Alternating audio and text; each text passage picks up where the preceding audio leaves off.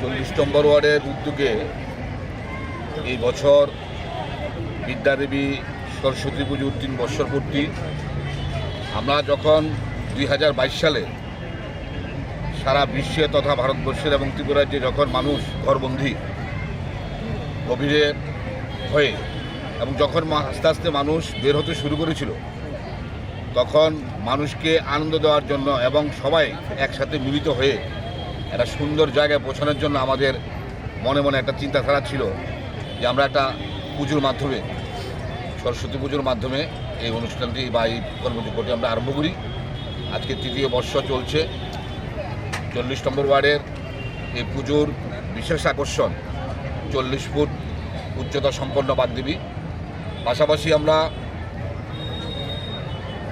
গত 13 তারিখ এই ওয়ার্ডের 133 জন অবসরপ্রাপ্ত শিক্ষক শিক্ষিকাদের সম্বর্ধনার মাধ্যমে দিয়ে রাজ্যের মাননীয় মুখ্যমন্ত্রী এই পুজোর উদ্বোধন করেন। আমরা 10 দিনব্যাপী সামাজিক এবং সাংস্কৃতিক অনুষ্ঠান রেখেছি। গত 11 তারিখ এই ওয়ার্ডের উদ্যোগে বসে আঁকা প্রতিযোগিতা হয়। প্রায় 600 প্রতিযোগিতা এই প্রতিযোগিতায় অংশগ্রহণ করে, যেটা শহর দক্ষিণাঞ্চলে একটা মেগা বসে আঁকা প্রতিযোগিতার রূপ ধারণ করে। আমরা ছোট শিশুদের থেকে আরম্ভ করে আবাল বৃদ্ধ বনিতা সবার জন্য এই মেলাতে আনন্দ উপভোগ করার ব্যবস্থা করেছি।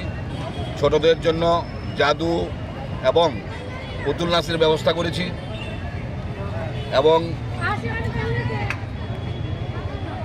আসামের বরাকভেলি থেকে আগত শিল্পীদের দ্বারা রাধার মানমঞ্জন এবং নৌকাবিলাস, শিলচরের প্রখ্যাত শিল্পীদের দ্বারা বাউল সঙ্গীত, তৎসঙ্গে ত্রিপুরার যে ইস্কনের ব্র্যান্ড পরিচালিত কীর্তন, সর্বশেষে এই অঞ্চলের মা বোনদের জন্য একটি দিন আমরা দিয়েছি, যা উলুধ্বনি, শঙ্করধ্বনি এবং মিউজিক্যাল বলের মাধ্যমে আনন্দ উপভোগ করার।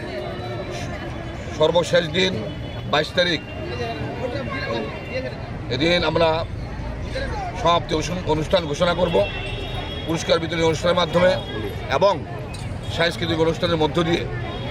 পাশাপাশি আমরা রাজ্যের সমস্ত জনগণের কাছে আবেদন রাখব, আসুন আপনারা আমাদের 40 নম্বর ওয়ার্ডের পূজা প্রাঙ্গণে এসে আনন্দ উপভোগ করুন এবং সবাই একসাথে থেকে এই মেলাকে সুসম্পন্ন করার জন্য আমাদেরকে সাহায্য করবেন।